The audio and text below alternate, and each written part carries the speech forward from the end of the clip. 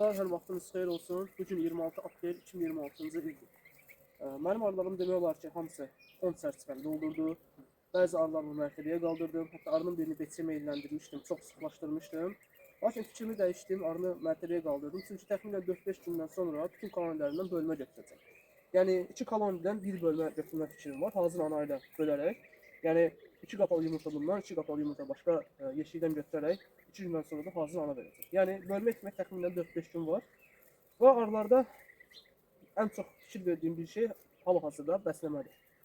Və bəsləmə ilə bağlı bəzi fikirlər bildirmək istəyirəm. Mən heç vaxt gizlətmirəm. Arını bəsləyirəmsə onu deyirəm, çəkirəm, göstərirəm ki, arıya mən şərbət verirəm, birin birə verirəm və ya ikin birə verirəm.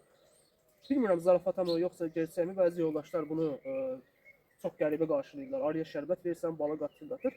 Bilmirəm bizdə belədir ya başqa yerlərdə də var. Mən məsələn xarici arıçılara baxıram, türklərə baxıram, ruslara baxıram, alman arıçılarına baxıram. Onlar heç də gizləmədən çox belə rahat şəkildə ilk baharda arıya şərbət verirlər. Hətta biz verdiyimizdən daha qat-qat daha güclü verirlər. Hətta pətək qabartmaları lap belə fantastik dərəcədə şərbət verirlər arılara. Demirəm o cür nə eləyək. Məsələn mən tanıdığım arıçıların demək olar ki, hamısı ilk baharda arıya şərbət verir. Lakin bizim insanlarda o qədər yanlış düşüncə, yanlış qarşılama var ki, məncə bunu gizlədirlər və yaxud da arılar haqqında danışanda, bal haqqında danışanda bunu qeyd eləmirlər və yaxud da utana-utana qeyd edirlər. Əslində onlar da bilirlər ki, ilk baharda arı bəslənməlidir, arıya qida verilməlidir. Məsələn, mən bu arıdan bölmə eləyəcəm. 2 dənə qapalı yumurta götürəcəm bu arıdan, o birindən 2 qapalı yumurta götürəcəm. O zəif arını mən necə bəsləyəcəm, qidasını necə verəcəm, zəif koloniya, şərbəti zəif götürür, arıya keşmi verəcəm, arı keşi şərbət əvəzi istifadə edə biləcəkmi, yəni qida olaraq bəs edəcəkmi ona. Məsələn, şəxsən mənə indi onun qayğısı götürür ki, o zəif arıları necə qidalandıracam və bunun üçün də bir yol tapmışam təxmini, onu deyəcəm. Məsələn, bu arıdan götürək, bu arıyı mart ayının, demək olar bütün arılarını, mart ayının 20-sindən, 22-sindən bəri, yəni havalar düzələndən bəri mən bu arıların hamısına bəsləmə edirəm. Az-az 250 qram, 300 qram, 2 gündən bir, 3 gündən bir, hətta elə vaxtda bir həftədən bir və bu arıya indiyə qədər təxminən üzərində 2 kiloqram olan ballı pətək vermişəm. Bir 7-8 dənə ballı pətəyi kənara qoymuşam. Hərisinin üzərində yarım kiloqram, 1 kiloqram bal olan, aradan onları daşıyırlar. Və götürsək üst-üstə bu arıya təxminən 3 kiloqram, 3 kiloqram yarım şəkər tozu yedizdirmişəm. Yəni şərbət olaraq, birin biri olaraq. İndi gətirək, baxaq görək bu arada heç mən verdiyim tutaq ki 5 kiloqram, 6 kiloqram qida vermişəm. Fərqi yoxdur, bal olsun, kek olsun, şərbət olsun. Hal-hazırda bu arada heç 5 kiloqram bal varmı, yoxsa yox. Təbiətdən də hələ daşıyır arı, müəyyən qədər. Şimdi baxaq bu arının ümumi vəziyyətinə. Yəni bütün arılarımda demək olar ki, vəziyyət eynidir, qida baxımından. Baxın bu şərbəti mən dünən vermişəm arıya, hələ arı çəkməyib bunu.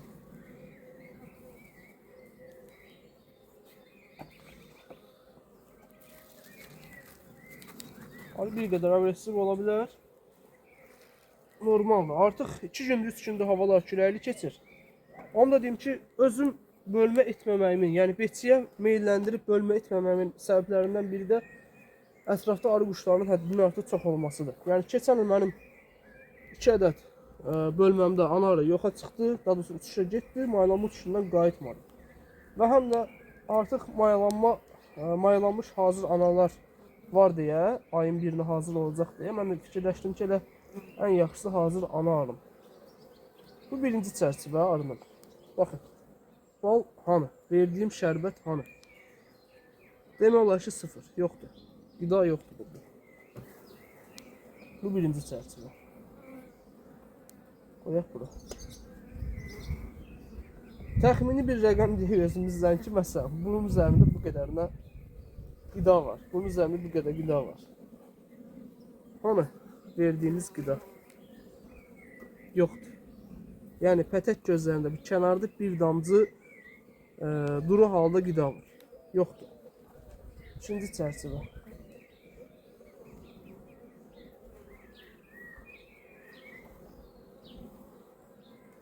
Üçüncü çərçivə. Yumurtalı çərçivədir. Baxın, yoxdur. Sabah mən bu çərçivəni bölmə kimi götürsəm, arılıq daxilində mən bölmə eləsəm, yumurtalı çərçivə deyə bu cür 2 dənə çərçivə götürdüm, qoydum qırağa. Tarlaçıları qayıtdı bu yeşiyə. Mən bunları necə bəsləyəcəm? Və yaxud da 2 gün, 3 gün yağış olsa, mən ümumiyyətlə baxa bilməsəm, bu gənc arılar, körpə arılar necə olacaq? Yəni böyük ehtimal ki, aclıqdan tələf olacaqlar. Üçüncü çərçivə, qida yoxdur. Dördüncü çərçivə. Baxın, tamamilə yumurta, başdan ayağa yumurtadır. Yəni normal olması da bu da əslində. Maşallah olsun, yəni arının yumurta atmasından və yaxud da inkişafından şikayətim yoxdur. Şikayətim sadəcə bəsləməyə edilən iradlardır ki, arını niyə bəsləyirsən? Yenə deyirəm, bal daxil bu arıya mən 5 kiloqram yarım 6 kiloqram bəsləmə eləmişəm mart ayından bu yana. Yəni bir ay müddətində hanı arının bəsləməsi, hanı arının deposu. Baxın. Yəni yox deyəcək dərəcədə. Yəni burada qida yoxdur ümumiyyətlə. Yəni önümüzdəki həftədə 3 gün, 4 gün yağış deyiblər. Yaxud da külək oldu. 2 gün idi külək idi. Məsələn, arı çölə çıxa bilmirdi. Hanı burada bəsləmə, burada da yoxdur. Heç nə yoxdur. Yəni qida deyiləcək bir şey yoxdur. Bir təsəvvür edin ki, bu arıya mən o dediyim bəsləməni verməmişim, qidanı verməmişim.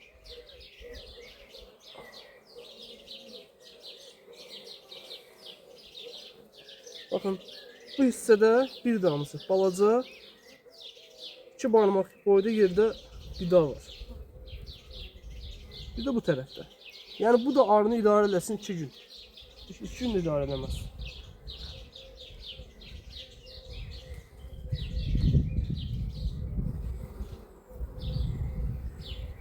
Baxın. Yox deyəcək qədər. Yəni yoxdur, qida yoxdur. Burada bir damcı duru halda qida var.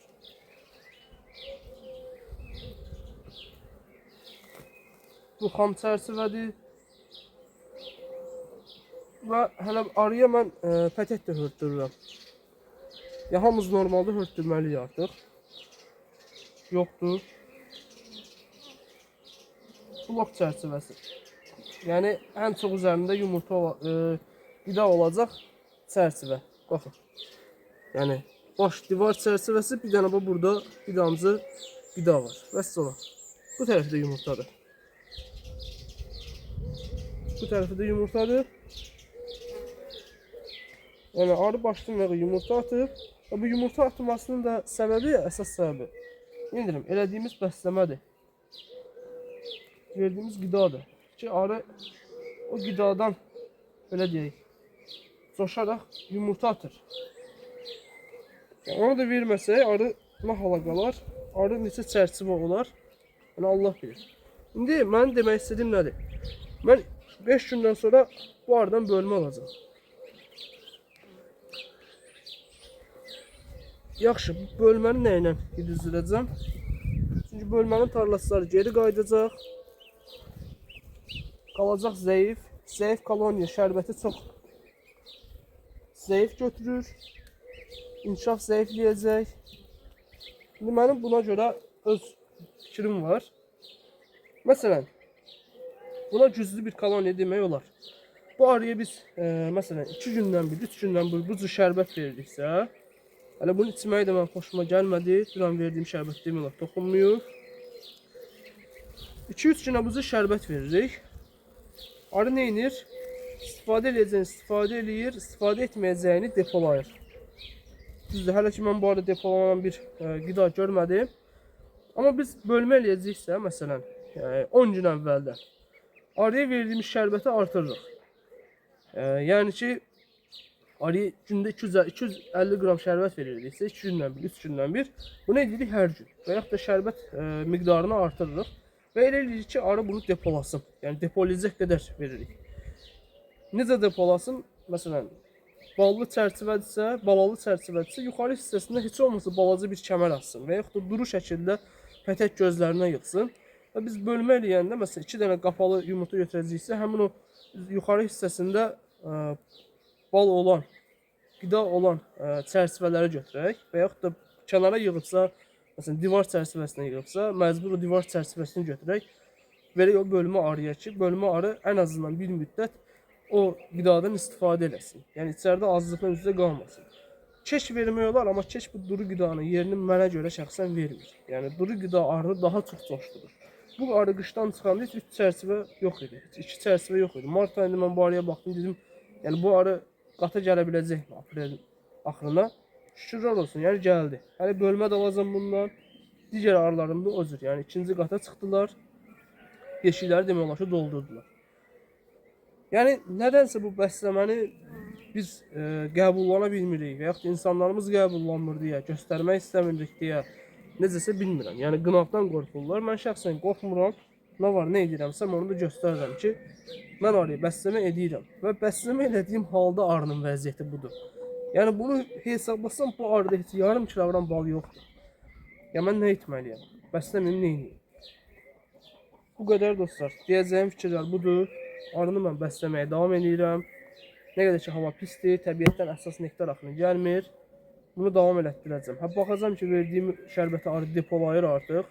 Adətən bu da may ayının 15-dən 20-dən sonra güclü bal axını başlayır. Havalar yaxşı olarsa. Mənim əlimdə təxminən 12 kilo, 13 kilo keçən ildən qalma, artıq donmaq üzrə olan bal var. Arıya mərtəbə assam belə, mən həmin baldan şərbət düzəldib, bal şərbəti verəcəm arıya ki, yəni arı pətək qabartmaqdan istifadə eləsin. Hələ ki fikirlərim bu qədər dostlar. Sağ olun.